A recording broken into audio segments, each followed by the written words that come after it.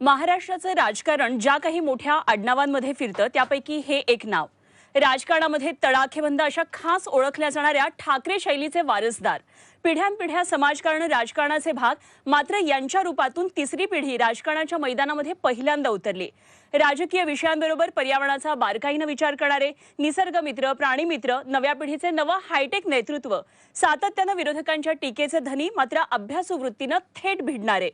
वरळीच्या रणमैदानातून पुन्हा एकदा विरोधकांच्या रणनीतीशी दोन हात करण्यासाठी उतरलेले स्वर्गीय प्रबोधनकार ठाकरेंचे पणतू, हिंदू हृदय सम्राट बाळासाहेब ठाकरेंचे नातू, माजी मुख्यमंत्री उद्धव ठाकरेंचे चिरंजीव, आमदार, शिवसेनेचं युवा नेतृत्व आदित्य ठाकरे यांचं झी 24 तासच्या जाहीर सभेमध्ये आज स्वागत करूया. नमस्कार आदित्यजी, स्वागत तुमचं झी 24 तासच्या जाहीर सभेत.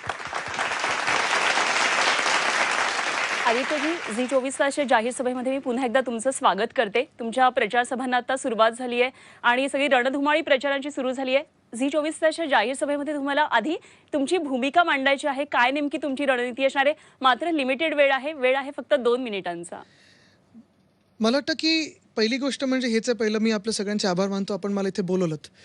गरजेचं हे आपण समजायला की ही निवडणूक काही कुठच्या एका पक्षाच्या किंवा परिवाराच्या किंवा आमची महत्वाकांक्षांची नाही आहे ना अस्तित्वाची. ही निवडणूक आपल्या महाराष्ट्राबद्दल आहे. खरं तर 2 मिनिटात सांगायचं झालं तर किती बोलू शकतो, काय बोलू शकतो हे आहेच. कारण गेल्या 2 वर्षाचा जर प्रवास बघितला आणि कालखंड बघितला तर महाराष्ट्रात जी लूट झालेली आहे, खऱ्या अर्थाने जर जेव्हा आपण पाहिलं, जेव्हा आमचं सरकार पाडलं गेलं तेव्हाचा महाराष्ट्र आणि त्यानंतरचं ह्या 2 वर्षातला महाराष्ट्र, एक बहुमताचं भाजपचं सरकार डोक्यावर असताना जे इंजिन त्यांचं चालू होतं त्यावेळी आता बंद पडलेलं आहे, आणि इकडचं इंजिन मग त्याच्यात कुठून कुठून लोक जोडून आणली, कशी आणली, ह्या सगळ्या गोष्टी झाल्याच. पण प्रामुख्याने जर पाहायला गेलं तर महाराष्ट्रात जेव्हा आम्ही वज्रमुठीची सभा सुरू केली संविधान रक्षणाची, आणि देशात जे भाजप सांगतं की आम्ही फेक नॅरेटिव्ह करत होतो, खरं म्हणजे ही खरी गोष्ट आहे. महाराष्ट्रामध्ये पहिलं राज्य असेल जिथे संविधान बाजूला ठेवून काम सुरू झालं, लोकशाही ह्याला चिरडून काम सुरू झालं. हे सरकार जेव्हा स्थापन होत होतं तेव्हा ह्या 40 आमदारांनी राजीनामा द्यायला पाहिजे होता, निवडणुकीला सामोरे जायला पाहिजे होतं आणि मग सरकार बनवायला पाहिजे होतं, जर ते जिंकून आले असते तर.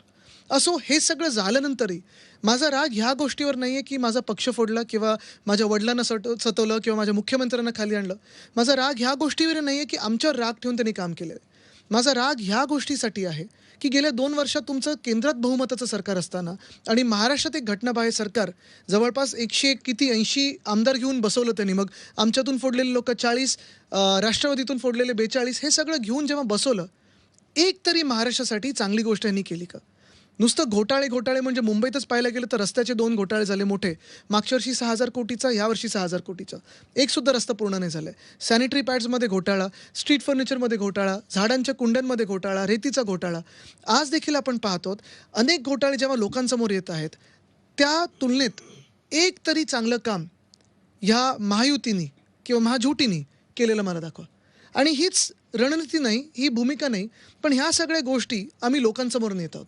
म्हणून ठीक आहे, आपण आता प्रश्नोत्तर जेव्हा सुरू करू तेव्हा एक विषय समोर येत राहतील, आमच्या सभेतून अनेक विषय येत राहतील. पण मी अजूनही तरुण म्हणून शोधतोय, गेल्या 2 वर्षात एक चांगलं काम ह्या भाजपने जे केलंय त्याची तुलना मी करायला तयार आहे. आमची 2.5 वर्ष आणि त्यांची 2.5 वर्ष, ही देखील तुलना मी जाहीरपणे करायला तयार आहे. आणि मी अनेकदा सांगितलेलं आहे की जर घटनाबाह्य मुख्यमंत्री माझ्या सोबत बसत असतील, समोरासमोर बसत असतील आणि मीडियासमोर बसत असतील, दोन्ही 2.5 वर्षाची तुलना करूया. ते आमच्या काळात नगरविकास खातं होतं त्यांच्याकडे, काय त्यांनी त्याच्यात केलं, पाहिलं, खाल्लं, ज्यामुळे त्यांना सुरतला पळायला लागलं, ही वेगळी गोष्ट आहे. पण स्वतः जेव्हा मुख्यमंत्री म्हणून बसले, अवकाळी मुख्यमंत्री म्हणून बसले, तेव्हा नक्की या महाराष्ट्रासाठी केलं काय? एक निश्चित केलं त्यांनी की सुरतेची जी लूट झाली होती त्याचा बदला घेण्याचा पुरेपूर प्रयत्न केला. पण महाराष्ट्रातल्या माणसासाठी काय केलं हे त्यांनी उत्तर द्यावं. ठीक, तुमची भूमिका आम्हाला कळली. माझे सहकारी सगळे पत्रकार मंडळी आपल्याबरोबर आहेत. प्रत्येकाच्या मनामध्ये प्रश्न आहेत. माझ्या प्रश्नापासून सभा होऊन आता पत्रकार परिषद सुरू. मनमोकळी उत्तरं द्या, मस्तपैकी छान आपण हा कार्यक्रम करूया. माझ्या प्रश्नापासून सुरुवात करते. तुमच्या समोर आता जे आव्हान आहे वरळीमध्ये, आपण खरं तर तुम्ही विद्यार्थी परिषदेमधून त्या मुशीतून तयार झालेले आहात, म्हणून एका विद्यार्थ्यासाठी, एका परीक्षार्थीसाठी हा प्रश्न आहे. वरळीचा पेपर आता कसा असणार आहे? सोपा, अवघड, अभ्यास पूर्ण झाला का? नाही, पेपर हा पेपर सारखाच द्यावा लागतो. कधी सोपा पेपर आहे, अवघड पेपर आहे, हे म्हणजे हवेत पण नाही राहायचं आणि टेन्शन पण नाही घ्यायचं. हे मी माझ्या वडिलांकडून शिकत आलेलो आहे. आणि नेहमीच म्हणजे कुठची निवडणूक असेल, मग मी स्वतः लढत असेल किंवा आमचे कुठचे सहकारी असतील, महापालिकेची निवडणूक असेल, लोकसभेची असेल, विधानसभेची असेल किंवा सेनेटची निवडणूक, पण तेवढंच महत्त्व देऊन लढणं हे गरजेचं असतं, कारण निवडणूक ही निवडणूक असते. शेवटी तुम्ही लोकांची जी सेवा केली, लोकांच्या हाकेला तुम्ही जेव्हा पळून जाता, मदत करता, त्यांच्यासोबत उभे राहता, काहीतरी नवीन चांगलं करू इच्छिता, ते दाखवता. ते स्वप्न नुसतं दाखवून नाही, ती स्वप्न पूर्ण करून दाखवतात. त्यालाच तर मतं मिळणार आहेत. आणि म्हणून कधीही हे ठरवायचं नसतं, अरे हे काय काय सोपं निवडणूक आहे, ही तर कठीण निवडणूक आहे. कुठचीही निवडणूक आणि काम सोपं किंवा कठीण नसतं. निवडणूक ही निवडणुकीसाठी सारखी लढायची असते आणि ती लढायची तशी. आणि तुमचा अभ्यास आता पूर्ण झाला असं म्हणा. अभ्यास करावाच लागतो ना. होमवर्क करायला लागतो, अभ्यास करायला लागतो, पेपर लिहायला लागतो. ते काही नुसतं असं सिर्फ नाम पे नहीं चलेगा, तुक्के काम पे मारून चलेगा. उपयोग. खरंय खरंय. माझे काही सहकारी आता प्रश्न विचारतात. आपण कमलेश सरांपासून सुरुवात करूया. आदित्य, तुम्ही म्हणालात की ही निवडणूक कोणाच्या अस्तित्वाची नाही, पण तरीसुद्धा जर आपण महाराष्ट्राच्या निवडणुकांचं, लोकसभा पण बघितली, पण विधानसभेच्या निवडणुकीत महाराष्ट्रामध्ये शिवसेनेचं एक वेगळं अस्तित्व राहिलेलं आहे.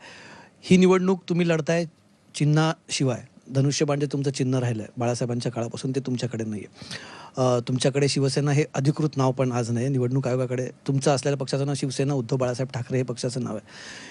शिवसेनेसाठी या निवडणुकीचा निकाल खूप महत्त्वाचा ठरू शकतो. या निवडणुकीचा काही निकाल इदर वे झाला तरी, जिंकले किंवा हारले तरी, ऑलरेडी एक पक्षाला मोठा फटका पडलेला आहे. अनेक आमदार सोडून उलटं गेलेले आहेत. तुम्हाला सांगतो, त्यांनी फोटो पण जे माझ्या आजोबांचे लावतायत, ते पण फोटो उद्धव साहेबांनीच काढलेले फोटो, ते पण चोरले त्यांनी. अच्छा, ते फोटो ज्या उद्धव ठाकरेंनी केलेल्या फोटो सेशनमधले. यावेळेस शिवसेनेची निवडणूक शिवसेनेचं अस्तित्व ठरवेल. म्हणजे एक जो दावा केला जातोय की शिवसेना ही वारशाने नाही तर विचाराने पुढे जाईल. तुम्हाला वाटते की ही निवडणूक त्याचा कौल असेल, सुप्रीम कोर्टाचा निकाल येईल तेव्हा येईल, पण ही निवडणूक त्याचा वारशाने निकाल येईल? आणि निवडणूक आयोगाने जे केलेलं बारसं त्याच्याने पण होऊ शकत नाही. निकाल आणि लोक कोणाच्या सोबत आहेत, मला वाटतं हे लोकांनाही माहिती आहे. तुम्ही चोरलेलं पक्ष असेल, चोरलेली लोक असतील, चोरलेलं चिन्ह असेल, माझ्या आजोबांचा म्हणजे वंदनीय हिंदू सम्राट बाळासाहेब ठाकरेंचा फोटो देखील तुम्ही वापरता, हे सगळं ठीक आहे. पण तुम्ही जे खोटारडेपणा तुमचा आहे तो लोकांसमोर आलेला आहे. आणि जर खरोखर विचारांनी पुढे न्यायचं होतं तर तुम्ही सुरतला पळाले नसतात, तुम्ही गुवाहाटीत जाऊन लपला नसतात, तुम्ही गोव्यांमध्ये टेबलवर जाऊन नाचला नसतात. आणि सगळ्यात महत्त्वाची गोष्ट म्हणजे ह्या महाराष्ट्राला गेल्या 2 वर्षात दिल्लीसमोर झुकवलं नसतात. तुम्ही ह्याच्यात अंतर पहा. मी हे जे सांगितलं ना की आमच्या अस्तित्वाची नाही आहे, मी अनेकदा हे सांगतो की जेव्हा ही फूट झाली तेव्हा मी साधारणपणे किती 32 वर्षाचा होतो, 31-32 वर्षाचा होतो. आणि त्यावेळी देखील जे आज राजकारणात घाण दिसते तशीच होती. म्हणजे अनेक तरुणांना जर तुम्ही आज विचाराल की राजकारणात यायचं काय, ते बोलतात नाही, कारण या राजकारणात कोण कुठच्या पक्षात आहे. आपण आत्ता गप्पा मारत असताना बोलत होतो की IPL सारखं झालंय. पण कमीत कमी IPL मध्ये ऑप्शन झाल्यानंतर तुम्ही जी जर्सी घालता त्याच्यासाठी तुम्ही खेळता. इथे ऑप्शन नंतर अजून काही ऑप्शन भलतं चालतं, हे आपल्याला कळतच नाही कोण कुठच्या जर्सी घालून खेळतंय. मी त्यावेळी दुसरं काही करू शकलो असतो, पण माझी एक जिद्द होती, चिकाटी होती की मला महाराष्ट्राला पुढे न्यायचं आहे. बरं, ह्या 2 वर्षात जर जे मुद्दे आम्ही लोकांसमोर आणलेले आहेत, मग पत्रकार परिषदेच्या माध्यमातून असतील, आंदोलनाच्या माध्यमातून असतील, मोर्चांच्या माध्यमातून असतील किंवा जाहीर सभेच्या माध्यमातून असतील, एक तरी मुद्दा खोटा असेल किंवा चुकीचा असेल, हे घटनाबाह्य मुख्यमंत्र्यांनी येऊन आम्हाला खोडून दाखवावं. वेदांता फॉक्सकॉन गेला नाही का महाराष्ट्रातून बाहेर? एअरबस टाटा असेल, बल्क ड्रग पार्क असेल, मेडिकल डिव्हाइस पार्क असेल, सोलर एनर्जी इक्विपमेंट पार्क असेल, हे तर गेलेच. पण सुरतला जे डायमंड बोर्स नेण्याचा प्रयत्न केला ह्यांनी तर फोर्सफुली नेलं. मग एकीकडून योगी आदित्यनाथ जी येतात ते सांगतात आमच्याकडे फिल्म सिटी बसवतोय आम्ही, तुम्ही तिथे या. एकीकडे डायमंड बोर्स घेऊन जाण्याचा प्रयत्न करतात. हे सगळं जे वातावरण निर्माण केलंय कशासाठी? सरकार कोणाचं बसलेलं होतं? भाजप प्रणितच खोके सरकार होतं ना. मग ह्या खोके सरकार जर तुमचं भाजपचंच असेल, एकनाथ शिंदेंचंच असेल आणि वरती देखील तुमचंच प्रधानमंत्री असतील, तुमचंच सरकार असेल, मग वेदांता फॉक्सकॉन आमच्या महाराष्ट्रात आलं असतं तर काही चुकीचं घडलं असतं का? त्यांचं म्हणणं आहे की ती प्रक्रिया एका दिवसात झालेली नाहीये, आपल्या सरकारच्या काळात सुरू झाली होती. नक्कीच ती प्रक्रिया म्हणजे आम्ही 2 वर्ष त्याचा पाठपुरावा केला. देसाई साहेब, मी, नितीन राऊत साहेब, आम्ही सगळे त्यांना डॅव्हॉसला देखील भेटलो. त्यांचे जे कन्सल्टंट होते अनेकदा महाराष्ट्रात आले, गुजरातला गेले. त्यांनी तळेगाव हे सांगितलं आम्ही इथे येऊ शकतो. सगळं काही ठरलं. जुलैमध्ये आपल्याला आठवत असेल घटनाबाह्य मुख्यमंत्री सांगत होते, अरे तो आलेला वेदांतावाला जसं की यांचा कॉन्ट्रॅक्टर होता, 4 लाख कोटी, एक तर त्यांना आकडा पण माहिती नव्हता, 2.25 लाख कोटीची गुंतवणूक होती, पण 4 लाख कोटी घेऊन येणार आहे. आणि हे सगळं झाल्यानंतर ज्या तारखेला वेदांता फॉक्सकॉननी ट्विट केलं की आम्ही गुजरातमध्ये चाललोय, ढोलेरामध्ये चाललोय, त्याच्या 2 दिवस आधी संध्याकाळी, आता संध्याकाळ रात्र मला माहित नाही देवेंद्र फडणवीस साहेब ते काय हुडी बिडी घालून भेटले का त्यांना, पण त्यांच्याबरोबर भेट झाली आहे. मग ती भेट कशासाठी झाली? फडणवीस साहेबांनी सांगितलं त्यांना तिथे गुजरातला जायला. पण त्या हाय पॉवर्ड कमिटीच्या मीटिंग झाल्या नाहीत असं त्यांचं म्हणणं आहे. वारंवार त्याला काउंटर दिलं जातं. मुख्यमंत्र्यांनी का हाऊसमध्ये सांगितलं होतं आणि आमची आमदारांची फसवणूक केली on the floor of the house की वेदांता फॉक्सकॉन महाराष्ट्रात येते? आणि हेच मी सतत सांगत आलोय की एक तरी चांगली गोष्ट तुम्ही महाराष्ट्रासाठी केली असती तर आमची बोलतीच बंद झाली असती. आज तुम्ही बघा, महाराष्ट्राचा विषय तर फार मोठा आहे. मुंबईमध्ये BSTची सेवा का तुम्ही खराब करते? BSTची सेवा कोणाला द्यायचं हे कॉन्ट्रॅक्ट तुम्हाला? हे जे सगळे जे चालले आता 2 वर्षात, म्हणजे मागच्या वर्षी आणि ह्या वर्षी त्यांनी प्रत्येक वॉर्डला 40-40 कोटीचे टेंडर काढून दिले होते. हां, की रंगरंगोटी करा, ब्युटिफिकेशन करा. माहिती आहे त्यांचे घोटाळे एवढे एवढे खालच्या पातळीचे आहेत. बँड्रा वेस्टमध्ये तर डिवायडर काढलेत, डिवायडर लावले, काही काही ठिकाणी डिवायडर काढले पण नाहीत, पण सांगितलं आम्ही नवीन लावलेत. दादरमध्ये माझ्या पणजोबांचं जिथे पुतळा आहे ते ते बाहेरची भिंत काढली आणि तीच भिंत परत लावली. हा घोटाळ्यानं तर अजून काय. आणि हे BMCचे जे काही ठराविक अधिकारी आहेत, मग म्युन्सिपल कमिशनर तत्कालीन असतील किंवा काही यांचे लोक असतील, यांना आम्ही धारेवर धरणार आहे. कारण ह्या सगळ्या गोष्टी, मुंबईची जी लूट केली आहे ती आमच्या लक्षात आहे. अशीच पुण्याची लूट केलेली आहे. जे रिव्हरफ्रंट डेव्हलपमेंटचा ते काही कार्यक्रम घेतलेला आहे त्यांनी हाती, रिव्हरफ्रंट डिस्ट्रक्शनचा, 15-15 मिनिटात पुण्यात पावसाने पाणी भरायला लागलेलं आहे. कधी व्हायचं आधी आहे. वेताळ टेकडी का तुम्ही हात लावताय? अजनीवन का हात लावताय नागपूरमध्ये? अनेक ह्या गोष्टी जर आपण पाहिलं महाराष्ट्रामध्ये तर हे सुधारू शकले असते. ते बिघडत चाललेले आहेत. आणि जर तुमचंच केंद्र सरकार असेल, तुमचंच राज्य सरकार असेल, प्रशासक देखील तुमचेच असतील प्रत्येक शहरांमध्ये, तर महाराष्ट्रातली जी परिस्थिती आहे ती का बिघडवत आहे? मग तुम्ही शेतकऱ्यांची परिस्थिती बघा, तुम्ही महिलांची परिस्थिती बघा, महिला सुरक्षेची परिस्थिती बघा, तुम्ही महिला काय पुरुषांची पण सुरक्षेची परिस्थिती बघा. आज पुण्यात APIवर जेव्हा हल्ला होतो, कैता किंवा काय जे काय मारून, किंवा जे पोर्शे वगैरे चालवतात आणि त्यांना उडवतात, आणि तरी तुम्हाला वाटतं की आम्हाला काहीच होऊ शकत नाही. ही जी मस्ती आहे, दरोडेखोरच मंत्रालयात बसल्यानंतर सरकार म्हणून, बाकीचे चिंदीचोर तर हिंमत वाढतेच ना त्यांची. हा जो एक प्रॉब्लेम ह्या महाराष्ट्रात त्यांनी उभा करून ठेवलेला आहे, ॲब्सोल्यूट अनार्की ज्याला आपण बोलतो, अराजकता. म्हणजे आपण पहा, मध्यंतरी आता जी इश्यू सबज्युडिस आहेत 12 आमदारांचे विधान परिषदेवरचे, का राज्यपाल महोदयांनी 7 आमदार पाठवले? सबज्युडिस नाही आहे मॅटर. त्यांचं ॲफिडेव्हिट आहे त्याच्यात की आम्ही ह्याच्यावर पुढे काही कारवाई करणार नाही, म्हणून तर कोर्टाने आदेश दिला नव्हता. पण हे जे काही राजकीय अस्थिरता निर्माण केलेली आहे, त्याच्यातून कोणाला या राज्यात यावंसं वाटतं? कुठच्या उद्योगपत्यांना यावंसं वाटतं? हे तुम्ही मला सांगा. राज ठाकरे यांनी काल म्हटलेलं आहे की जे काही शिवसेना आहे ही प्रॉपर्टी ही बाळासाहेबांची आहे, ना उद्धव ठाकरेंची आहे, ना एकनाथ शिंदेंची आहे. कुठंतरी जो राज ठाकरेंचा कल जो आहे तो कसा प्रकारचा पाहायला मिळतो? नाही, मी त्यांच्यावर सहसा बोलत नाही, पण तसं पाहायला गेलं तर मनसे हा पक्ष फोडला कोणी? ती लोक कुठून आली? तर मला बाकी जसं मी त्यांच्यावर घरातले संस्कार आणि एक मर्यादा मी पाळतो म्हणून बोलत नाही, पण त्यावेळी माझ्या आजोबांना मी पाहिलं दुःख काय झालं पक्ष फुटत असताना. तो पक्ष फुटायची त्यावेळी गरज नव्हती. त्याचबरोबर एक होतं की तुम्ही वरळीत उभं राहिल्यानंतर 2019ला राज ठाकरे यांनी तिथं उमेदवार दिला नाही, परंतु आत्ता राज ठाकरेंचा मुलगा अमित ठाकरे त्या ठिकाणी उभा आहे, तुमचा चुलत भाऊ उभा आहे त्या ठिकाणी, परंतु तिथं मात्र तुम्ही महेश सावंत हा उमेदवार दिलेला आहे. असं पहिली गोष्ट अशी आहे, मला मध्ये पण हा कोणीतरी प्रश्न विचारला होता, कर्टसी म्हणून आम्ही देणार की नाही देणार. बघा, हा विषय थोडा वेगळा आहे. ही काही पारिवारिक निवडणूक नाही आहे, कौटुंबिक विषय नाही आहे, हा महाराष्ट्राबद्दल विषय. कर्टसी म्हणून गेल्या 20 वर्षात, म्हणजे 2004-5 पासून जेव्हा मनसे घडली, म्हणजे बनवली, फुटली, आमच्यातून जे लोक पळवले, सगळं झालं, त्या दिवसापासून आत्ता 2024पर्यंत एक तरी उद्धवजींचा स्टेटमेंट मला दाखवा किंवा माझं स्टेटमेंट दाखवा जे आम्ही त्यांच्या वैयक्तिक विरोधात बोललो असू किंवा घरातलं काही काढलं असेल तर. आमच्यावर किती अटॅक्स केलेत त्यांनी वैयक्तिक, ते किती बोलतात ते? एक तरी आम्ही विरोधात काही बोललो आहे का? आणि आम्ही बोलणार पण नाही, कारण आम्ही मर्यादा पाळतो. हे घरातले आमचे संस्कार आहेत, पण आम्ही कधीही वैयक्तिक टीका केली नाही आहे. अर्ध्यावेळी तर आम्ही त्या पक्षावर पण बोलत नाही. ही कर्टसी आम्ही पाळली. आणि आत्ता गेल्या 2 आठवड्यातले स्टेटमेंट्स त्यांनी उद्धव साहेबांवर किती केलेत बघा. तर ही कर्टसी आम्ही नेहमी पाळलेली आहे. मग त्यांनी उमेदवार देऊ किंवा नको देऊ. बरं, दुसरी गोष्ट अशी आहे की ज्या मिनिटाला कुठचाही पक्ष, बघा, हे राजकारण जसं मी सांगितलं आमच्याबद्दल बिलकुल नाही, ही निवडणूक आमच्याबद्दलची नाही आहे, ही निवडणूक महाराष्ट्राची आहे. आणि ज्या मिनिटाला एखादा पक्ष सांगतो की भाजपचा मुख्यमंत्री व्हायला पाहिजे, आणि जो पक्ष बिनशर्त पाठिंबा भाजपला देतो लोकसभेमध्ये, भाजप हा कुठचा पक्ष? हाच भाजप आहे ज्यांनी विरोधी पक्ष म्हणून जगात नाही तसं आपल्या राज्यामध्ये आणि देशामध्ये अर्थात सगळ्यात घाणेरडं राजकारण कोविडच्या काळी केलं. मध्य प्रदेशचं सरकार पाडलं लॉकडाऊन 1मध्ये. हाच भाजप आहे ज्यांनी राजकारण राज्यपालांच्या माध्यमातून आपल्या महाराष्ट्रात केलं. तिसरी गोष्ट म्हणजे हाच भाजप आहे ज्यांनी शिवसेना फोडली, उद्धव साहेबांना पक्षाच्या पदावरनं आणि मुख्यमंत्री पदाच्या पदावरनं खालती आणलं. हाच भाजप आहे ज्यांनी राष्ट्रवादी काँग्रेस फोडली आणि पवार परिवार फोडलं. हाच भाजप आहे ज्यांनी गेल्या 2 वर्षात महाराष्ट्रातून सगळ्या रोजगाराच्या संध्या, सगळे उद्योग गुजरातला पळवले. ह्या भाजपला जे पक्ष आम्ही भूमिपुत्रांच्या न्याय हक्कासाठी लढतो असं सांगतात, पाठिंबा देऊ शकतात का बिनशर्त? एक तरी शर्त त्यांनी टाकायला पाहिजे होती की आता इथून पळू नका उद्योग, वेदांता फॉक्सकॉन परत द्या. हाच भाजप आहे, तुम्ही मुख्यमंत्री पदाला त्यांना पाठिंबा देताय, मग तुम्हाला महायुतीत का नाही घेतलं? एक सीटने सोडली महायुतीत.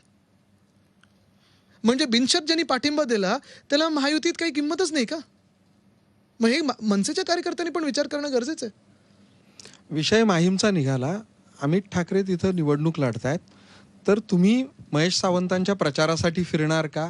तुमच्यासाठी मला काय आहे? संपूर्ण महाराष्ट्रात शिवसेना उद्धव बाळासाहेब ठाकरे पक्षासाठी, काँग्रेस असेल, राष्ट्रवादी काँग्रेस शरदचंद्र पवार साहेबांच्या पक्षासाठी जावंच लागलं. महाविकास आघाडीचे जिथे जिथे आमचे उमेदवार आहेत तिथे आम्ही जाणार. पण परत मी सांगतो, ही निवडणूक ना माझ्या भावाची किंवा माझी किंवा दुसऱ्या कोणाची, आता वरून पण तसं लढतोय, ही आमची कौटुंबिक निवडणूक नाही आहे. असे अनेक आपण पाहताय जे निष्ठावंत कार्यकर्ते आमच्या सोबत राहिलेत किंवा राष्ट्रवादी सोबत राहिलेत, काँग्रेस सोबत राहिलेत. ही लढाई महाराष्ट्राची आहे. ही लढाई आम्ही कोणी बघा, आम्ही पण सेटल होऊ शकलो असतो ना. भाजपकडून अजूनही इथे तिथे शब्द येतात, इथून तिथून ऑफर येतात, कोणी बोलायला येतं, कोणी भेटायला येतं. आता कमलेशजीने एक प्रश्न लगेच सुचलाय मी जे बोललो त्याच्यात. भाजपकडनं ऑफर आहेत असं तुम्ही म्हणताय, ही बघा, थेट ऑफर आहे की कशी? आता इथून तिथून म्हणजे तुम्हाला सांगतो, गेल्या 2 वर्षात किती वेळा तरी इथून तिथून निरोप आलेत, कारण त्यांना कळतंय फरक. आता लोकसभेनंतर तर अजून प्रखरपणे कळलाय. म्हणजे उद्धव बाळासाहेब ठाकरे ही व्यक्ती भाजपसोबत असताना भाजपा किती सीट जिंकली होती? 26 सीट लोकसभेत जिंकली होती. आता किती जिंकले? आम्ही पण 9 वर आहोत. आमचे 40 गद्दार पळून आणि 13 खासदार पळून, आणि भाजपा पण 9 वर आहे. कोणाच्या दुःखात आम्ही सुख बघत नाही आमचं, पण आज ते 9 वर आलेत. त्यांनी तसं पाहिलं तर पक्ष नेला, शिवसेना नाव नेलं, चिन्ह नेलं, 40 गद्दार नेले, तनमन धनमध्ये सगळं धन हे त्यांच्या बाजूला आहे. ईडी, आयटी, सीबीआय पण त्यांच्या बाजूला होती. फक्त एक व्यक्ती उद्धव बाळासाहेब ठाकरे त्यांच्यासोबत नव्हती. म्हणून आज आपण पाहतोय की महाराष्ट्राचा विश्वास हा महाविकास आघाडीसोबत आहे, हे दिसतंय. आणि म्हणून इथून तिथून अर्थात निरोप येतात. आत्ता पण जे राजकारण चाललंय, म्हणजे महायुतीत न घेता जे कोणी एकनाथ शिंदेंवर टीका करतायत किंवा मग कोण मुख्यमंत्री बनावं, हे राजकारण एवढं सोपं नाहीये. त्याच्यात खूप गणितं त्यांनी मांडलेली आहेत. आम्ही राजकीय लोक नाही आहोत म्हणून आम्हाला कदाचित ही राजकारणाची गणितं दिसत नाहीत. हे थोडं अजून विस्ताराने सांगा ना, तुम्ही जे आता म्हणताय. विस्तार बंद झालं विमान, आता एअर इंडिया आलंय. थोडं विस्तार करून सांगावं जर. हे विस्तार मला वाटतं लोकांना माहिती आहे. आणि म्हणून 20 तारखेला महाविकास आघाडीलाच मतदान होईल, मशालीवर मतदान होईल. 20 तारखेला विस्तार होणार का? बिलकुल. पण कॅबिनेटचा विस्तार अजून झाला नाही. जे जॅकेट शिवून बसले होते ते काही कॅबिनेटमध्ये बसू शिकले नाहीत. लोकसभेनंतर म्हणून मी हे सगळ्यांना सांगतो, सगळ्या माझ्या सहकार्यांना सांगतो, कधी हा विचार करू नका की आता जॅकेट शिवले म्हणजे मंत्री होणार. पहिले निवडणूक लढा आणि जिंका. लोकसभेनंतर अशा कुठल्या प्रकारचा ऑफर किंवा अशा कुठल्या प्रकारचा मेसेज किंवा सगळीकडून येतात. हिंट बघा, होती? तुम्हाला सांगतो आता भाजपकडनं म्हणतो मी. भाजपकडनं अनेक निरोप आले. म्हणजे हे खोटं होतं, म्हणजे ते हुडी बिडी घालून आले, असले ऑफर आम्ही घेत नाही. मागच्या दारांनी कधी राजकारण करत नाही. मिंदी गटातून देखील 8 की 9 मोठे, त्याच्यातून 2 मंत्रीच होते, त्यांनी सांगितलं होतं की आम्हाला यायचं आहे, आम्ही जाहीरपणे माफी मागून येतो, बंड करून येतो, एवढे लोक घेऊन येतो. आम्ही हात जोडून सांगितलं बिलकुल नका येऊ, कारण ज्या कॅरेक्टरचे लोक तिथे आता आम्हाला दिसतात, टेबलावर चढून नाचणारे, ह्यांच्याबरोबर आम्ही बसलो हे आता आम्हाला लाज वाटायला लागली कॅरेक्टर यांचं दिसल्यानंतर. आणि आता आम्ही यांच्याबरोबर बसू शकत नाही. आता परवा बघा ना, आयटम सॉंगवर यांचा प्रचाराची सुरुवात झालेली आहे. असं कसं तुम्ही राजकारण करू शकता? म्हणजे तुमच्या राजकारणात तुम्हाला एक काम दाखवण्यासारखं नाही, कोणीतरी नाचायला लागतं स्टेजवर. मग ते महिला असो पुरुष असो, पण तुम्ही एखादं म्हणजे तुम्हाला अशा काही गोष्टी करायला लागतात की तुमच्याकडे बाकी क्राऊड पुलिंग काहीच नाही. 8 आमदार आणि 2 मंत्री शिंदेच्या मंत्रिमंडळातल्या संपर्कात होते तुम्ही. हे आत्ताची घटना निवडणुकीच्या आधीची? आता 5 म्हणजे हे फॉर्म भरायच्या आधी. अच्छा, कोण होते? आता जाऊ दे ना, कशाला आता आम्ही एक एक करू एक्सपोज, पण आता नावं घेण्यात पण मला घाण वाटते. ठीक आहे. म्हणजे सरकार आल्यावरती त्यांना घेणार का? उद्धव साहेबांनी पहिलंच सांगितलं की गद्दारांना दारं, खिडक्या, भिंतीत भोग जरी असलं तरी आम्ही घेणार नाही. ज्यांनी तुमच्यावर टीका केलेली नाही परंतु तिकडे गेलेले आहेत, जे तुमच्यावर आतापर्यंत सॉफ्ट राहिलेले आहेत परंतु हार्श कधी टीका केली नाही, त्यांना घेण्याबाबतीत थोडा विचार तुमच्याकडे झाला होता अशी माहिती मिळते. बघा, तुम्हाला सांगू एक गोष्ट, ही आहे जसं मी सांगितलं ना, परत ही जो काही प्रकार घडला हा आम्ही 1 मिनिटं आम्ही आहोत हे बाजूला काढा. तुम्ही सरकारमध्ये बसलात ना, मग महाराष्ट्र का लुटू दिलं? तुम्ही बोलू शकला नाही तेवढे 40 लोक होतात, सरकार तुमचं, घटनाबाह्य मुख्यमंत्री तुमचे, तुम्हाला महाराष्ट्र लुटताना, खोके घेताना, कॉन्ट्रॅक्ट देताना तुम्हाला काही लाज वाटत नाही. पण जेव्हा इथून उद्योग चालले होते तेव्हा तुम्ही बोलू नाही शकलात, रोखू नाही शकलात. हे बोलणं गरजेचं होतं त्यांनी. म्हणजे आमच्यावर हार्श, आमच्यावर सॉफ्ट ही वेगळी गोष्ट झाली, पण महाराष्ट्रावर तुम्ही जो राग काढलेला आहात हे कधीही निगोशिएबल होऊ शकत नाही. आदित्यजी, तुम्ही नेहमी म्हणता की मी तुलना करायला तयार आहे, पण आजही मुख्यमंत्र्यांनी टीका केली की फेसबुकवरचं सरकार चालू होतं, फक्त गरम पाण्याचा म्हणजे मग 2.5 वर्ष का बसलेले ते सरकारमध्ये? का मजा मारत होते नगरविकास खातं घेऊन? पण मग हेच कुठेतरी तुम्ही लोकांपुढे पोहोचवायला कमी नाही. पडताय. दुसरी गोष्ट म्हणजे ह्याच फेसबुक लाईव्हच्या माध्यमातून बघा, प्रधानमंत्री महोदय पण घरीच बसले होते ना, त्यांचेच आदेश होते लॉकडाऊनचे, ते बाहेर पडले, थेट बंगालमध्ये जाऊन निवडणुका घेतल्या आणि बंगालमध्ये कोविड वाढवला. पण उद्धव साहेबांनी जर पाहिलं असेल, स्टॅगर्ड लॉकडाऊन आपण जेव्हा सुरू केला, प्रधानमंत्री महोदयांसारखं एका रातोरात लॉकडाऊनने सांगितलं. आपण 9 तारखेला जिथे पहिले 6 केसेस मिळाल्या कोविडच्या आपल्याला पुण्यामध्ये, तेव्हापासून आपण टप्प्याटप्प्याने बंद करायला सुरू केलं. नंतर मग वेगळी जी उदाहरणं समोर आली किंवा जे नवीन विषय केंद्र सरकारमुळे इथे एकदम इरप्ट व्हायचे, जसं रेल्वे स्टेशनवर कधी गर्दी असेल, कधी कोण आपले मायग्रंट लेबर चालू लागले होते वगैरे, ह्या सगळ्यांसाठी उद्धव साहेबांनी फेसबुक लाईव्हच्याच माध्यमातून कंट्रोल केलं. आणि ह्याच फेसबुक लाईव्हच्या माध्यमातून धारावी मॉडेलचं कौतुक एक जागतिक पातळीवर झालं. WHO केलं, जागतिक आरोग्य संस्थेने केलं.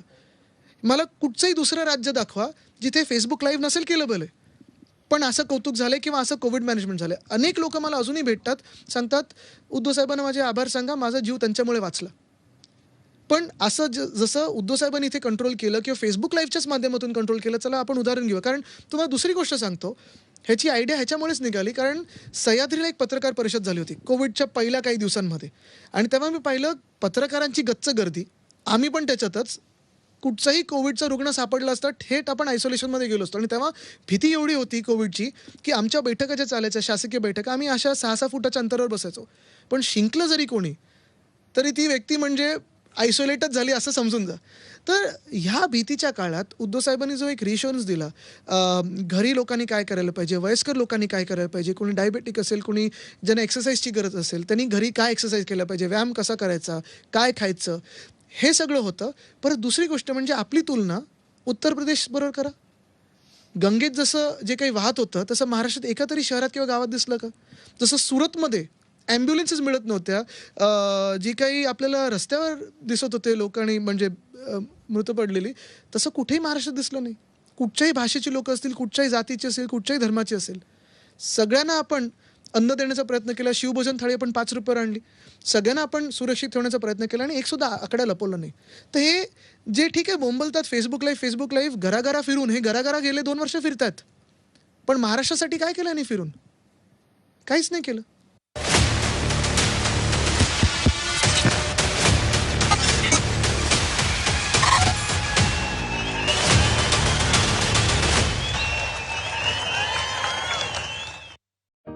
जेव्हा कधी मी थंड खायचे, जसं की आईस्क्रीम, मला झिंजिणे आल्यासारखं व्हायचं आणि वाढतच चालला होता हा प्रॉब्लेम.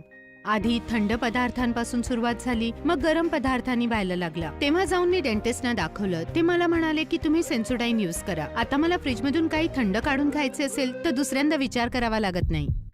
अमेझॉनच्या भरवशावर माझा बिझनेस अगदी व्यवस्थित चाललाय. म्हणून मुलांच्या कपड्यांसोबत मुलांची खेळणी सुद्धा. पहिली ऑर्डर आली सुद्धा. काहीसा असाच असतो अमेझॉनचा भरोसा. मग आजच आमच्या सोबत जोडले जा आणि उद्याची तयारी सुरू करा. अमेझॉन घेऊन आलाय एक अमेझिंग ऑफर, जी तुमच्या बिझनेसला देईल प्रगतीची संधी. Wow, nice shirt, man. Nice shirt, अरे. Nice shirt, man. By the way, nice shirt.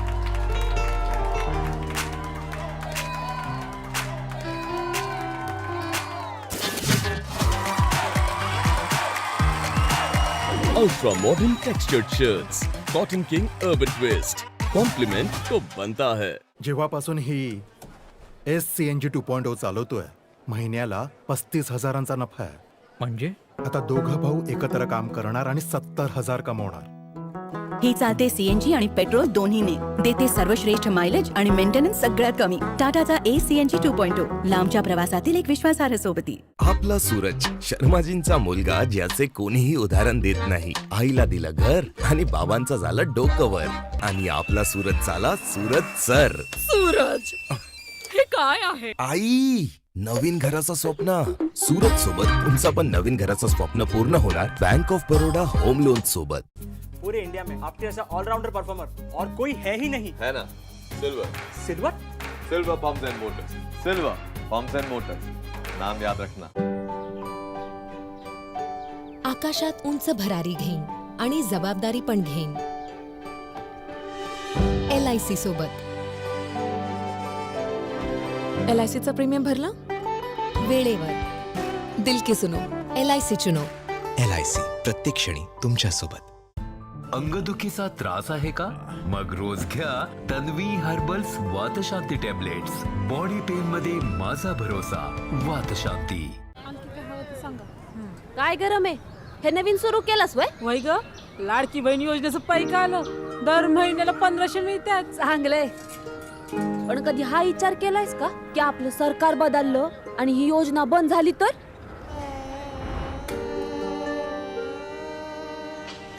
अगं म्हणूनच माझं मत भाजप महायुतीला. भाजप महायुती आहे तरच लाडकी बहीण योजना आहे.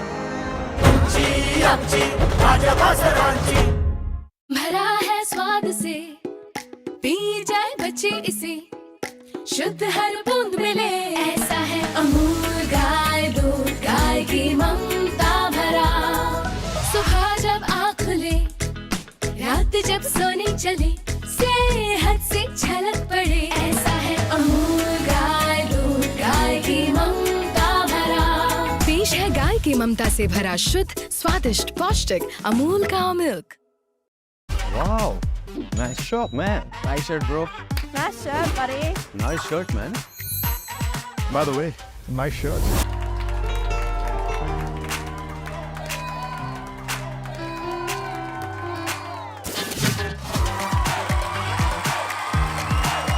Ultra modern textured shirts. Cotton King Urban Twist. Compliment तो बनता है.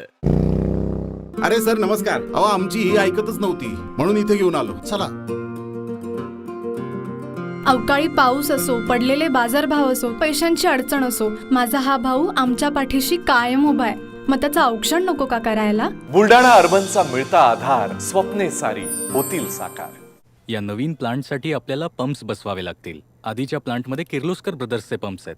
नवीन प्लांटसाठी तुम्ही कोणाला प्राधान्य देणार? फक्त किर्लोस्कर ब्रदर्स. बाबा, फक्त किर्लोस्कर ब्रदर्सच का? बाबा, किर्लोस्करच का? कारण किर्लोस्कर ब्रदर्स आहेत. फक्त किर्लोस्कर ब्रदर्स. पिढ्यानपिढ्या भारताचा भरवसा. पिढ्यानपिढ्या संपूर्ण भारताचा भरोसा. Kirloskar brothers limited. स्वप्नातले घर, आपल्यांचे प्रेम. हाच तर आहे दिवाळीचा सण. LIC हाऊसिंग फिनान्सच्या तुम्हा सर्वांना happy Diwali.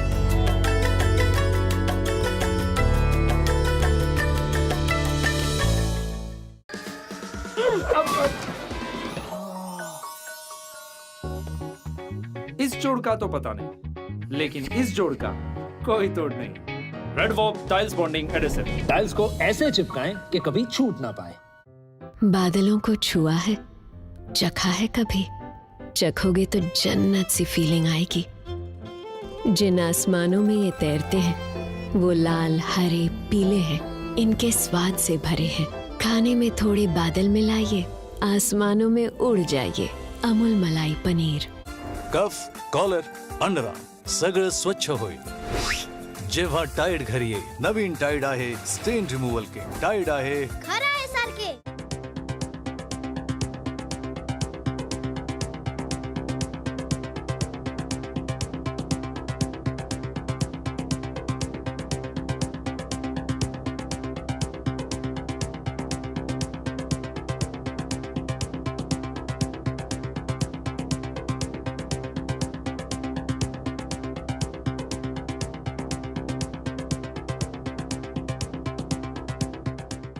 Doctor ortho oil and capsule आता दुखणे देखील गुडघे टेकेल. थांबा बाबा, ठेवतो. सांभाळून सांभाळून. बाबा, तुमच्या संग कोणी आलंय का नाही? हाय की कोण हो? आपलं सरकार. त्यानंच तर आमच्यासारख्या ज्येष्ठ नागरिकांना एसटीचा प्रवास मोफत केलाय. पण बाबा, दुसरं कोणी आलं आणि ही योजना बंद पडली तर? म्हणून तर भाजप महायुतीलाच पुण्यांना निवडून यायला पाहिजे. भाजप महायुती आहे तरच आमच्यासाठी प्रवास मोफत आहे. पूरे इंडिया में आपके जैसा ऑलराउंडर परफॉर्मर और कोई है ही नहीं. है ना. Silver. Silver. Silver pumps end Motors. Silver pumps end Motors. नाम याद रखना. बंद नाकामुळे हैराण? विक्स इनहेलर जे देतं बंद नाकापासून त्वरित आराम. कधीही कुठेही. Vicks inhaler. दाढी करतोयस की तोंडाचे व्यायाम? नाहीतर कापलं जाईल ना. मग साधारण रेझर सोड आणि जिलेट गार्ड पकड. याच्या फ्लेक्सिबल हेड सह करा बिंदास्त शेव आणि प्लॅटिनम कोटेड ब्लेड चालते जास्त वेळ. मग आता दाढी करा. तोंडाचे व्यायाम नाही, जिलेट गार्ड.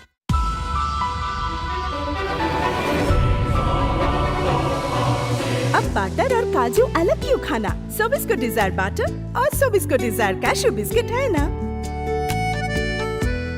हमारे पूरे परिवार की पसंद। सोबिस्को डिजायर बटर बिस्किट और सोबिस्को डिजायर कैशू बिस्किट।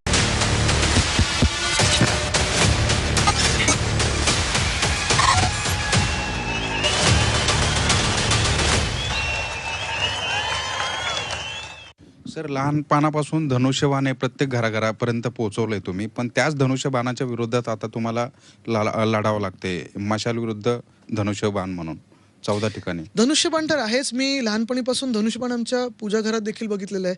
चिन्ह तर एक गोष्ट झाली, साधारणपणे निवडणुकीची असते. पण ह्याच्यावरून दुःख देणारी गोष्ट हीच होती की ज्या लोकांना आम्ही आमचं समजायचो, कधीही त्यांना पुढे मागे न बघता मदत केली, त्यांच्यासोबत उभे राहिलोय, ज्या लोकांचं करिअर पूर्णपणे म्हणजे एकनाथ शिंदेंचं पण पहिलं तिकीट असेल, पहिली सामाजिक ओळख, राजकीय ओळख, मंत्रीपदं असतील जी उद्धव बाळासाहेब ठाकरे या व्यक्तींनी दिली, त्यांनी आमच्यासोबत असं वागून, उद्धव साहेबांच्या सोबत असं वागून त्यांच्या सगळ्यात कठीण काळात त्यावेळी थोडा मनाला धक्का बसला. अजूनही आम्ही साधारणपणे विचार करतो तेव्हा हेच पाहतो की अरे ना, आम्ही कधीतरी ह्या लोकांना काका किंवा जवळचे समजायचो, आपले समजायचो, हे असे वागले, एका मिनिटात वळले का, तर ह्यांच्यावर धमकी आली ईडीमध्ये आत टाकीन, हे असे स्वार्थीपणे वागतील आणि एवढ्या घाणेरड्या प्रकारचं राजकारण करतील. आमची सिक्युरिटी कमी करणं असेल, कोणाला आत टाकणं असेल, सूरज चव्हाणला अटक करणं असेल, ह्या सगळ्या प्रकारचं आपण पाहाल तर कुठेतरी घाण एक वाटतेच की अरे ही लोकं अशी बदलली कशी. म्हणजे आत्तापर्यंत हे आपले वाटायचे, आत्तापर्यंत त्यांनी सगळं काही आपल्याकडून घेतलं. नगरविकास खातं, मला तुम्ही महाराष्ट्राच्या इतिहासात सांगा कुठच्या मुख्यमंत्र्यांनी दुसऱ्या माणसाला नगरविकास खातं दिलं. आज पण तुम्ही विचारा, कधी उद्धव साहेब, चूक असेल तर ती फाईल नक्की अडवायचे, निश्चित अडवायचे, पण कधी कुठच्याही मंत्र्याला बोलून विचारले का ही फाईल कशी आहे, काय आहे, ह्याच्यातून काय होणार, कधी नाही विचारले. तुम्ही काँग्रेसच्या मंत्र्यांना विचारा, राष्ट्रवादीच्या मंत्र्यांना विचारलं, कधी अडवणूक केली नाही. आणि मग अशा व्यक्तीबरोबर जेव्हा दगाफटका होतो तेव्हा वाईट वाटतं. म्हणजे मला आठवतं कोविडचा काळ परत तो डिसेंबरचा सुरू झाला होता आणि उद्धव साहेबांच्या 2 शस्त्रक्रिया झालेल्या, जास्ती हालचाल पण होत नव्हती त्यांची, हे सगळं त्यांनी पूर्ण फिजिओमधून वगैरे केलं आहे. पण त्यावेळी देखील हॉस्पिटलच्या बेडमध्ये ते सगळं पूर्ण हे करून वगैरे पूर्ण प्रयत्न करून जी काही ताकद असायची, 3-4 तासच त्यावेळी शस्त्रक्रियेनंतर तुम्हाला माहिती आहे कशी हाल असतात, तिथून यांच्याबरोबर सगळ्यांबरोबर व्हिडिओ कॉल करणं, फोनाफोनी करणं, SP, कलेक्टर, पालकमंत्र्यांसोबत बोलणं, ते पूर्णपणे कोविड कसं आटोक्यात येईल, अर्थचक्र कसं सुरू होईल ह्याच्यावर पूर्ण फोकस होते. आणि हे 40 चोर स्वतःला काय ओरबडता येईल आणि स्वतः पलटील कसे ह्याच्यावर फोकस होते. ही आपली लोकं जेव्हा बदलतात, आत्ता पण मी पाहतो ना, म्हणजे 2 वर्षात सगळे सोबत आले, सगळ्यांनी पाहिलंय की ही लढाई किती महत्त्वाची आहे महाराष्ट्रासाठी. आणि तिकीट नाही मिळालं म्हणून जे अपक्ष म्हणून उभे राहतात, गद्दार म्हणून उभे राहतात, कशासाठी, काय मिळणार आहे तुम्हाला ह्याच्यातून. महाराष्ट्र मागे जातोय, एका बाजूला अदानीला सगळं फुकटात मिळतंय आणि तुम्ही एका ह्या क्षणासाठी आमच्या तर ते परकीहून जातं, आमच्यावर टीका करता. कोणाच्या ॲडमिशन केल्या आहेत, कोणाच्या नातवांच्या ॲडमिशन केल्या आहेत, कोणाला काय केलं. उद्धव साहेबांनी कोविडच्या काळात असेल, त्यांच्या आजारपणाच्या काळात असेल, शस्त्रक्रियेच्या काळात असेल, सगळं काही केलं. ही लोकं आज आम्हालाच पाडायला निघाले. ठीक आहे, हे राजकीय तुमचं, पण पक्ष सोडताना तरी एवढी तरी लाज ठेवायला पाहिजे की पक्ष सोडताना आमदारकीचा राजीनामा द्या, पक्ष पळू नका, चिन्ह पळू नका, नाव पळू नका. आज तुम्ही विचार करा ना की आज उद्धव साहेबांच्या मनात आणि पवार साहेबांच्या मनात काय चालू असेल. म्हणजे जे पक्ष ह्या दोघांनी वाढवले गेली 20 वर्ष, उद्धव साहेब, मी आता 2002 पासून पाहतो, 22 वर्ष उद्धव साहेबांनी जेव्हापासून कार्याध्यक्ष झाले, मग पक्षप्रमुख झाले, जो पक्ष वाढवला, ज्या लोकांना पुढे आणलं, तसंच पवार साहेबनं 99 पासून जो पक्ष स्वतःहून बनवला, चिन्ह त्यांनी निवडलं, काय वाटत असेल हो ना. म्हणजे स्वतःचा पक्ष, स्वतःचं चिन्ह हे आपल्याच अंगावर येतं आहे. जी लोकं ह्यांनी घडवलीत हे आपल्या अंगावर येतात आणि टीका करतायत, ती शरम पण नाही राहिली. आज मशाल घेऊन धनुष्यबाणच्या विरोधात लढवतात. जर उद्या भविष्यात जर धनुष्यबाण परत मिळालं तर तो स्वीकाराल का? बघा, तुम्हाला सांगू, आत्ता मशाल मशाल मशाल हेच सगळीकडे आहे, कारण अंधार जो पसरला आहे त्याच्यात मशालच गरजेची. आता आदित्य ठाकरेंबद्दल आपण बोलूया. अरे बाप. घरात बाळासाहेब ठाकरे जहाल, उद्धव ठाकरे मवाळ, मग आदित्य ठाकरे काय? तुम्हाला सांगू, मी एक कुठच्या तरी पुस्तकात हेच वाचत होतो, माझ्या आजोबांचं वर्णन पणजोबांच्या तुलनेत हे मवाळ म्हणूनच होतं. आणि ह्याच्यात मला माझ्या वडिलांनी एक सांगितलेलं आहे की साधारणपणे मूर्ती बनते तेव्हा आपल्याला हातोडा आणि हॅमर अँड चिझल, बेसिकली मूर्ती करायला ते सगळे टूल्स लागतात, शस्त्र लागतात. मूर्ती बनल्यानंतर तुम्ही हातोडा वापरायला लागलात तर ती मूर्ती फुटणार. तुम्हाला त्या मूर्तीचं पूजन करायला लागतं, कधी कधी पॉलिशिंग पण लागतं, कधी कधी क्लिनिंग लागतं, कधी कधी डीप क्लिनिंग लागतं, पण तुम्ही हातोडा नाही वापरू शकत. जिथे आता अग्रेसिव्ह, नॉन अग्रेसिव्ह, मवाळ, जहाळ, मला वाटतं हे विषयांच्या अनुसार आम्ही जात असतो. पण गडावरती ज्यावेळेला तुम्ही गेलेला होतात त्यावेळेचं जे टशन होती आदित्य ठाकरेंची त्याच्याबद्दल. नाही, ती टशन वगैरे नव्हती. बघा, माझ्या दृष्टिकोनातून जर पाहायला गेलं तर मी तिथे मोर्चासाठी गेलो होतो. एक निश्चित आहे की भाजपाने जो घोटाळा केला, एकनाथ शिंदेने जो घोटाळा केला, त्याच्यातून छत्रपती शिवाजी महाराजांचा देखील पुतळा सोडला नाही. घाईघाईत राजकीय हेतूसाठी त्यांनी तो पुतळा बसवला. साधारणपणे 6 की 7 महिन्यात तो पुतळा पडला. मी होतो, अंबादासजी होते माझ्यासोबत, वैभव नाईकजी होते तिकडचे आमदार, आणि आम्ही पाहत असताना मला वैभव नाईकजी बोलले, अरे चला आपण बघून येऊया, म्हणजे तुम्हाला नक्की काय घडलंय हे तर दिसेल. आणि जेव्हा मी तिथे पाहणी करायला गेलो, माझ्या मनात एकच राग होता की तुम्ही एका बाजूला सांगताय की 40 किलोमीटरचे वारे वाहत होते. मुख्यमंत्री म्हणून हे असं बोलणार कोणीतरी एवढं इमॅच्युअरली बोलेल हे मला वाटलं नव्हतं. एका बाजूला भाजप पैसे काढते हेलिपॅडमधून, म्हणजे जेवढा खर्च त्या पुतळ्यावर झाला त्याच्यापेक्षा जास्ती खर्च हेलिपॅडवर झाला प्रधानमंत्रीच्या स्वागतासाठी. दुसऱ्या बाजूला सरदार वल्लभभाई पटेलांचा पुतळा अजूनही मस्त बांधून ठेवला आहे त्यांनी, उंच अजून. पण इथे महाराजांचा पुतळा तर तसं बांधू नाही शकत. स्टॅच्यू ऑफ लिबर्टी 138 वर्ष आहे. तिथे तर बर्फ पण पडतो, पाऊस पण पडतो, वारा पण येतो, हे सगळं होतं, वादळ येतं, तरी काही नाही झालं. मग आपल्याच महाराष्ट्रात भाजपचा एवढा महाराष्ट्र द्वेष का? दुसरी गोष्ट म्हणजे मी पाहिलं ते जे काही पीसेस वगैरे होते ते एवढे भयानक वापरले होते की आम्ही असं केलं आणि ते अजून मोडलं. आणि महाराजांचं मग चेहरा असेल, महाराजांचा पुतळा असेल असं समोर पडल्यानंतर मनाला दुःख होतं, रागही आलेला. आणि मग तिथे त्या ज्यांना 20 वर्ष पगार मिळतं आमच्यावर बोलायला, आरोप करायला, घाणेरडे शब्द वापरायला, त्यांचं काहीतरी चालू होतं. तर मी तेच विचार करते, ते आवाज असे येतात, मला वाटतं काय सहसा कोंबड्यांचे आवाज सकाळी पहाटे येतात, ते संध्याकाळी दुपारी वगैरे येत नाहीत. पण मला हे कुठून यायला लागले. आणि ठीक आहे, मग जे झालं ते झालं. पण एकच आहे, मी हेच सांगतो. आणि मी त्या दिवशी जे सगळे शिवसैनिक होते, विनायकरावजी असतील, सुनील शिंदेजी असतील, अंबादास दानवेजी असतील, वैभव नाईकजी असतील, ह्या सगळ्यांना मी रोखून धरलं होतं. कारण ती जागा नाही आहे लढाई करण्याची, वाद घालायची गरजच नव्हती. समोरून ते येतात पाहून मी बाजूने निघून गेलो, तुम्ही तुमचे सगळे स्टिल्स बघा. कारण मी कोणाच्याही तसं तोंडी लागत नाही, मला वाद घालण्यात काही इंटरेस्टही नाही आहे. मी हेच विचार करतो की आपण वाद घालून नक्की महाराष्ट्राला नेतोय कुठे. आणि त्या दिवशी पण सगळ्यांना रोखून धरलं. तिथे हातापायी होऊ शकली असती. नंतर आमचे 1000 लोक जमले होते, ते 30-40 होते. पण मला वाद घालायचा नव्हता. पहिली गोष्ट म्हणजे तिथे वाद करायचा नाही. दुसरी गोष्ट म्हणजे जिथे आम्ही होतो, कुठच्या कारणासाठी आम्ही गेलो होतो, हे ते एवढे. आता बघा, त्यांच्यावर मी टीका करत नाही, कधी बोलत सुद्धा नाही, कारण कधी कधी घाणीत आपण जायचं नाही. पण एवढी सगळी पदं, एवढं राजकारण पाहिल्यानंतर, एवढं वर्ष तुम्ही राजकारणात असल्यानंतर ती जागा होती का की वैयक्तिक वाद निर्माण करायची? असं म्हणजे हे किती योग्य आहे? तुम्ही पाहणीसाठी गेलात, मी पाहणीसाठी गेलोय. मी तुमच्यावर ना एक शब्द काढलाय, ना काही बोललोय, ना तुमच्या अंगावर आलोय. मग तुम्ही का करणं गरजेचं आहे? हे असं ते घडलं.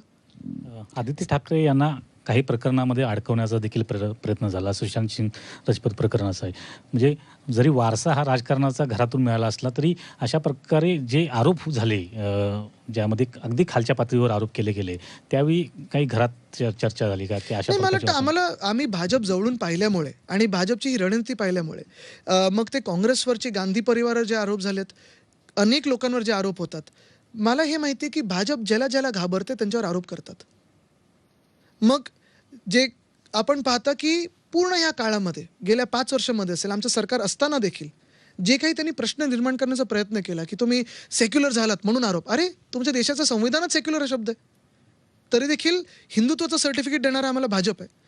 काही आरोप म्हणजे मी मध्ये तर गंमत म्हणून सांगितलं ना की मध्ये ब्लू शर्ट घालायचो मी, ते सोपं पडायचं कारण तुम्हाला विचार नाही करायचा. हल्ली व्हाईट घालतो, कधी ब्लू घालतो.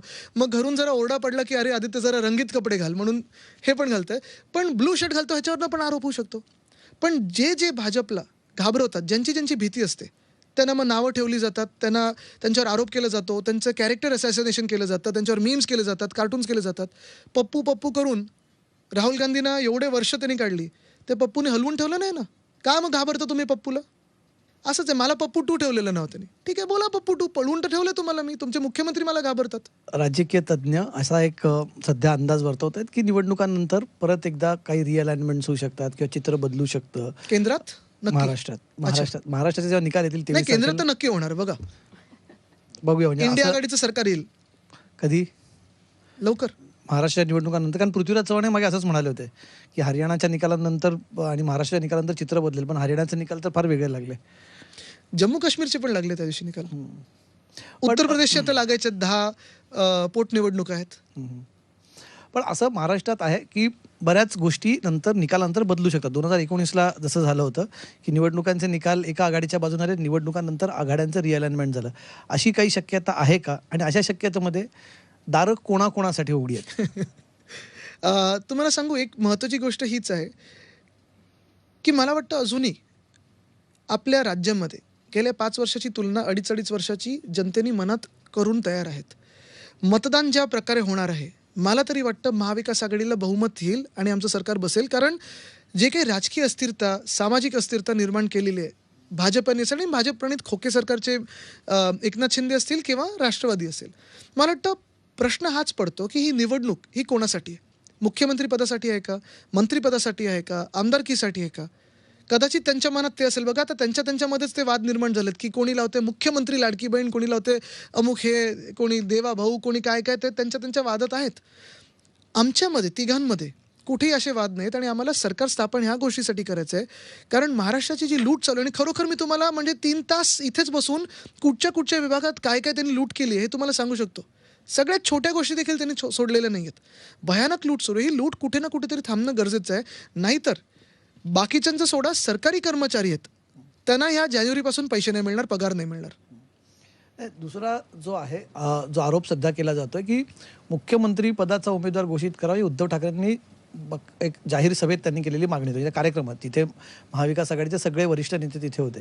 त्या मागणीला फार रिस्पॉन्स आला नाही तिकडनं. त्यामुळे वारंवार टीका केली जाते की तुम्हाला मुख्यमंत्री पदासाठी वारंवार तिथे मागावं लागतंय. तिथे बिलकुल नाही. आम्ही 2 वेळा स्पष्ट केलेलं आहे. कारण काय होतं, त्यावेळी चर्चा खूप होतीच आणि आपण पाहिलं असेल सगळ्या सर्व्हेमध्ये, सगळ्या ट्रॅकरमध्ये एक व्यक्ती जी राज्याची प्रमुख बनू शकते असं ज्यांचं नाव येतं ते उद्धव बाळासाहेब ठाकरे.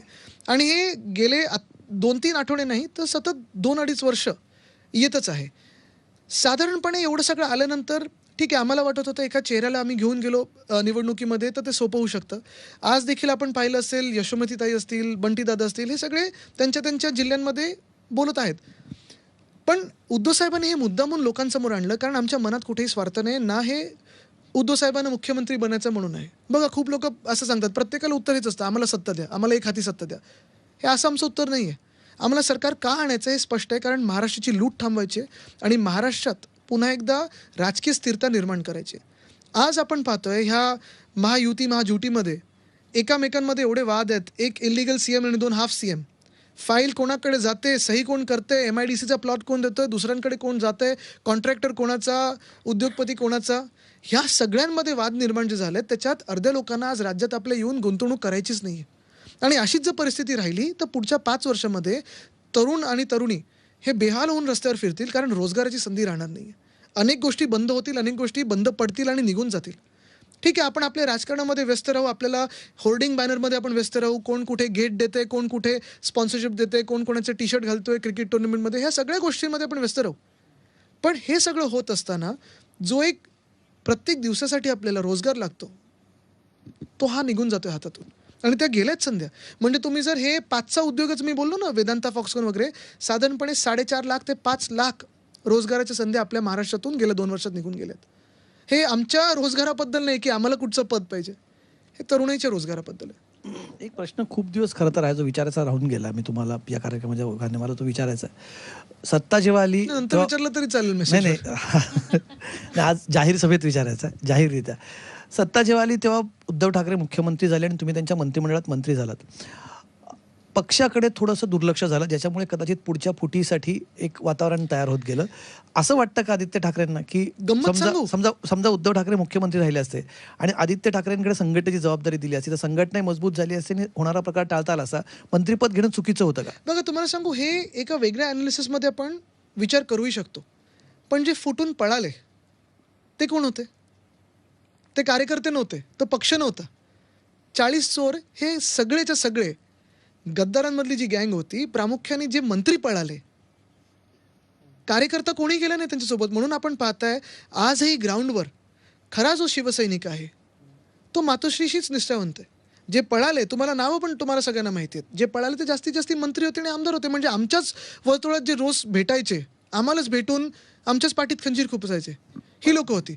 म्हणजे असंही झालं, अनेकदा मी पाहिलं कार्यकर्त्यांमध्ये की ज्यांना काहीच नाही मिळालं ते अजूनही उद्धव साहेबांवर प्रेम करतात. ज्यांना मिळालंय प्रेमाचं काय झालं मला माहीत नाही, पण पाठीत खंजीर तर खूप असलं आणि पळून गेले. मग कदाचित जर उलटं झालं असतं की जे आमच्यासोबत रोज भेटायचे बोलायचे ते जर राहिले असते, म्हणजे हे मंत्री आणि जे आमदार आहेत आणि जे कार्यकर्ते आहेत ते कोणी निघून गेलं असते, तर मग हे अनालिसिस कदाचित योग्य ठरलं असतं. पण कार्यकर्ते तुम्ही म्हणतात सोबत आहे, ज्या प्रकारचं रिॲक्शन म्हणजे आम्ही बघितलं की जेव्हा भुजबळ तसं सोडून गेले पाहिलं तर होते, राष्ट्रवादी काँग्रेस पण तसंच झालं ना. नाही पण भुजबळ जेव्हा पक्ष सोडून गेले होते तेव्हा आम्ही पक्षाचं रिॲक्शन बघितलं तर रस्त्यावरती त्यांना खूप मोठ्या रेजिस्टन्सचा सामना तेव्हा करावा लागला होता किंवा इव्हन नारायण बरोबर राणे आहे, गेले पण तर यावेळेस तसं कार्यकर्त्यांचं उद्रेक का झाला नाही? कारण तुम्हाला सांगतो, उद्रेक हा आता तुम्ही पाहाल लोकसभेत जसं झाला तसं विधानसभेत देखील होईल. अनेकदा 50 खोके एकदम ओके त्यांच्या सभेमध्ये जे ऐकू येतं किंवा ज्यांच्या कार्यक्रमात ऐकू येतं तो उद्रेक तर होतोच. पण ह्यावेळी आपण पाहिलं असेल उद्धव साहेबांनी जी परत एकदा पत्रकार परिषद घेतली त्याच्या आधी फेसबुक लाईव्ह केलं होतं आणि लोकांना सांगितलं की ठीक आहे, ज्यांनी स्वतःला विकलंय त्यांना रोखून काहीच अर्थ नाही आहे, कारण ज्यांनी विकले ते विकलेत ना. त्यांना म्हणजे आम्ही त्यांना कुठच्याही परिस्थितीत, मला कितीतरी लोक सांगतात तरी तुम्ही काही लोकांना अटक का नाही केली, तुम्ही काही लोकांना रोखलं का नाही, बंद दरवाजात का नाही ठेवलं. पण जे आम्ही आमचे समजायचो, जे आपले समजायचो तेच जेव्हा निघून जातात सगळं काही देऊन आणि स्वतःला विकून निघून जातात, अशा लोकांना काय रोखणार आम्ही आणि कशासाठी रोखायचं? आज नाही तर उद्याच गेले असते ते. तर आपण नंतर पाहिलं, मी जी निष्ठा यात्रा काढली, महाराष्ट्रात गेलो, सगळीकडे मला जो प्रतिसाद मिळाला लोकांकडून आणि जातपात धर्माच्या पलीकडे जाऊन, पक्षांच्या पलीकडे पण जाऊन जो प्रतिसाद मिळाला, उद्धव साहेबांच्या प्रति जे प्रेम आहे लोकांमध्ये, हे कुठचंही लेबल नाही लावू शकत. पण ही जी लोकं होती, ही जी पळाली, यांनी स्वतःला विकलं होतं. नंतर आत्ताचे सगळे कारनामे पहा ना, बदली पोस्टिंगसाठी किंवा काय काय काय प्रत्येकाला किंमत लावली, स्वतःला किंमत नाही ठेवली पण बाकी सगळ्या वस्तूंना किंमत लावली. ज्या प्रकारे उद्धव ठाकरेंना पायउतार व्हावं लागलं होतं, अशी इच्छा आहे मनात की पुन्हा एकदा उद्धव ठाकरेंनी त्या पदावरती बसावं? तुम्ही हा प्रश्न असा विचारल्यानंतर असं इनस्विंग किंवा आउटस्विंग, आमची इच्छा हीच आहे की महाविकास आघाडीचं सरकार यावं आणि जनतेची पण इच्छा आहे. सर, महाराष्ट्रातील सध्याची स्थिती पाहता ठाकरे परिवाराने एकत्र यावं अशी तमाम तरुणांची आम्ही इच्छा आहोत आहे. सगळे एकत्र, इथे चौघही आलेले जण आम्ही एकत्र आहोत आणि चांगलं काम करत आहोत. आई घरी आम्हाला जमिनीवर ठेवत असते, वडिलांकडून राजकीय आम्ही प्रेरणा घेत असतो. तेजस मला जंगलातल्या गोष्टी आणि आमच्या वाईल्ड लाईफ मधल्या राजकीय वाईल्ड लाईफल्या गोष्टी सांगत असतो. तर आम्ही चौघ आहोत. ठाकरेंच्या दुसऱ्या पिढीमध्ये हे शक्य नाही झालं, पण तिसरी पिढी जी आहे, जर आम्ही भविष्यात चौथी पिढी होता. महाराष्ट्रातल्या तरुणांना एकत्र आणण्यासाठी बघा, जर तुम्हाला अमित सांगू- ठाकरे आणि आदित्य ठाकरे एकत्र येणार परत मी असेल तर तुम्हाला सांगतो, आदित्य ही ठाकरे निवडणूक पुढाकार कुटुंबाची घेतील. करू नका. कृपा करून सांगतो, ही निवडणूक कुटुंबाची नाहीये. मी भविष्याबद्दल विचार ही निवडणूक कुटुंबाची नाहीच आहे. ही त्या महाराष्ट्राबद्दल आहे ज्यांच्या कुटुंबात आज रोजगार नाहीये. त्या महाराष्ट्राबद्दल आहे ज्यांच्या कुटुंबात रोजगार कदाचित कोणाकडे असेल पण तो रोजगार निघून जाईल. आणि ही त्या महाराष्ट्राबद्दल आहे की कदाचित ते सरकारी सेवेत असतील आणि त्यांना जानेवारीपासून पगार आणि पेन्शनचे आज पैसे राहिलेले नाही आहेत. त्या महाराष्ट्राबद्दल आहे. त्या महाराष्ट्राबद्दल आहे जे शेतकरी कुठच्याही जिल्ह्यात असतील आत्महत्या करतात, त्यांना त्यांच्या कुटुंबासाठी आज साधन नाही आहे. आज त्या महाराष्ट्राबद्दल आहे जे महिलेवर कुठे ना कुठेतरी अत्याचार होतो, कोणीतरी हात उचलतो आणि घरी जाऊन काय सांगणार ह्या विचारात ते महिला त्रस्त होते. ही त्या महाराष्ट्राबद्दल आहे. कुटुंबाचा प्रश्न निघाला आहे तर लग्नासाठीचा तगादा हा हा प्रश्न आता- सगळ्यात जास्त नाही लग्नासाठीचा तुम्हाला सांगू, तगादा आचारसंहितेत आता मी प्रश्न लिहिणार इलेक्शन कमिशनला की विचारूच नका. नाही, लग्नासाठीचा तगादा हा उद्धव साहेबांकडून जास्त असतो, रश्मी वहिनींकडून जास्त असतो की मीडियाकडून जास्त असतो? अर्थात घरून अजून जास्ती असतो, म्हणून मी तुमच्यावर जास्ती वेळ घालवायचा प्रयत्न करतोय. मी नेहमी सांगतो की निवडणुकीनंतर आता नशीब असं झालंय की गेल्या 2 वर्षात अनफॉर्च्युनेटली स्थानिक स्वराज्य संस्था नाही लागल्यात ना, तर महाराष्ट्रात 2.5 वर्षांत निवडणुका असतातच आणि म्हणून कदाचित घरून वन नेशन वन पोलला पण पाठिंबा येऊ शकतो. पण काय आदित्य ठाकरे सिंगल आहेत की कसं आहेत ना?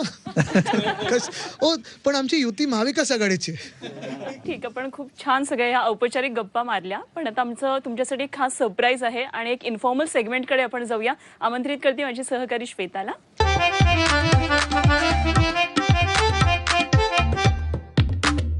वातावरण आपण हलकं फुलकं करण्यासाठी आमच्याकडे एक छोटासा हलका फुलका सेगमेंट आहे ज्याचं नाव आहे मन की बात. या मन की बातमध्ये आम्ही तुम्हाला काही चित्रपटांमधले कॅरेक्टर्स दाखवणार आहोत आणि ते कॅरेक्टर पाहिल्यानंतर तुमच्या डोक्यात कुठलं राजकीय कॅरेक्टर येतं ते तुम्ही आम्हाला सांगायचं आहे. ठीक आहे, सुरुवात करणार आहोत आमच्या या सेगमेंटला. पहिलं कॅरेक्टर आहे चित्रपटामधलं भिक्खू म्हात्रे. सत्या चित्रपटामधलं नाही, उत्तर देणं आवश्यक आहे. बस तुम्हाला सांगू का, मी काही राजकारणात असे ऍक्टर्स आहेत गेल्या 2 वर्षात पाहिलेले आहेत की यांच्यापेक्षा कदाचित थोडी चांगली ऍक्टिंग होऊ शकते त्यांच्याकडून, म्हणून मी ह्या लोकांना बदनाम नाही करणार. पुढचं आहे आपलं राजकीय व्यक्तिमत्व. तुम्ही कुठलं सांगाल? शोले सिनेमातला ठाकूर. नाही, काँग्रेसचं चिन्ह चोरलं असतं तर आम्ही बोलू शकलो ना, हात नाही आहेत, पण आता तरी पण आता मग उत्तर नाही देऊ शकत. जर हात काँग्रेसचाच निघून गेलं असतं चिन्ह म्हणून तर बोलू शकलो असतं आम्ही. पुढचा आपला कॅरेक्टर आहे जय अँड वीरू. आता जय अँड वीरू कुणाला लागू पडतं? अनेक लोकांना लागू पडू शकतं. नंतर मी सगळ्यांना मेसेज करतो. महत्वाची गोष्ट म्हणजे ह्यांनी हुडी घातली की नाही घातली हे मला सांगा. गजनी. मला वाटतं ह्याचं नाव खाली जुमला यायला पाहिजे होतं, मग कदाचित भाजप होऊ शकलं असतं. पुढचा आहे कॅरेक्टर चुलबुल पांडे, पोलीस ऑफिसर. ग्रह खाता तर नाही, म्हणजे तसं चालत नाही, तर आम्ही बोलू शकलो असतं की महाराष्ट्राचा दमदार गृहमंत्री, पण अनफॉर्च्युनेटली नाव नाही देऊ शकत तसं. तुम्ही वकील असल्यामुळे नावं टाळतायत का? एकाही असं नाव बघा, माझी आतापर्यंत इमेज पण आहे आणि सत्य पण आहे की मी कोणाला नावं ठेवत नाही. वा. तर नावं ठेवू नका, नावं द्या. ते मनात दिलेली आहेत मी नावं. पुढचं विजय दीनानाथ चौहान. Okay, next. अग्निपथ आम्हीच चालतो ना अग्निपथावर. पुढचं आता याचं उत्तर द्यावं लागेल. डॉन. काय द्यायचं याच्यात? 11 मुल्क की पोलीस कोणाचा इंतजार करते? गद्दारांचा. पण ते एवढे डॅशिंग असते तर बोलू शकलो असतो मी. ठीक आहे. पुढचं कॅरेक्टर आहे पुष्पा. झुके का नाही आम्ही बोलू शकतो, पण हे कॅरेक्टर आहे की नाही आम्हाला माहित नाही. ओके. पुढचं आहे कटप्पा. याला नाव द्यावं लागेल. दाढी थोडी पाहिल्यासारखी वाटते मला. पुढचं कॅरेक्टर आहे क्राईम मास्टर गोगो. नावाशी निगडीत आहे की काय? कॅरेक्टरशी निगडीत. जाऊ दे. माझ्या मनात आता असे सगळे धावतायत इकडे तिकडे, पण मी तोच विचार करतोय बोलायचं नाही बोलायचं.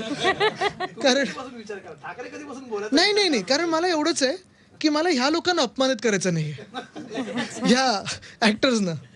आदित्यजी आईने सांगून पाठवलंय का? नाही, बिलकुल नाही. आता पुढचं आहे सिंघाम. मला वाटतं हे उद्धव बाळासाहेब ठाकरे. वा वा वा वा वा. बघा, मी शेवटसाठी थांबलेलो.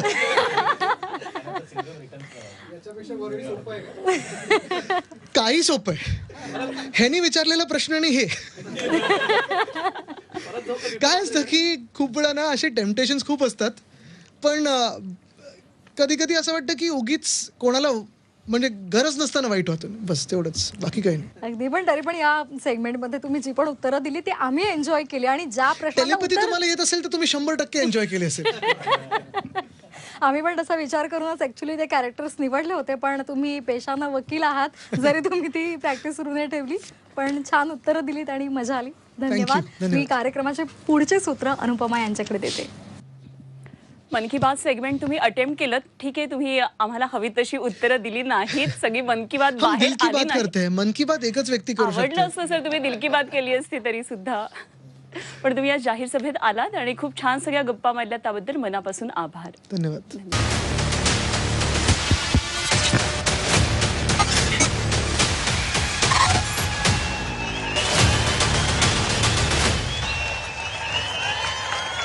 Co-powered by Silver Pumps and Butters. नाम याद रखना, नेचुरल पेन रिलीफ पार्टनर रेली स्प्रे, ताकि आप जीते आपकी इंजुरीज नहीं. महाराष्ट्र सुपरफास्टचे सहप्रायोजक पीएनबी किचन में. पीएनबीचं ऐका, निरोगी रहा. ओए होए पीएनबी भांडी काय बनवले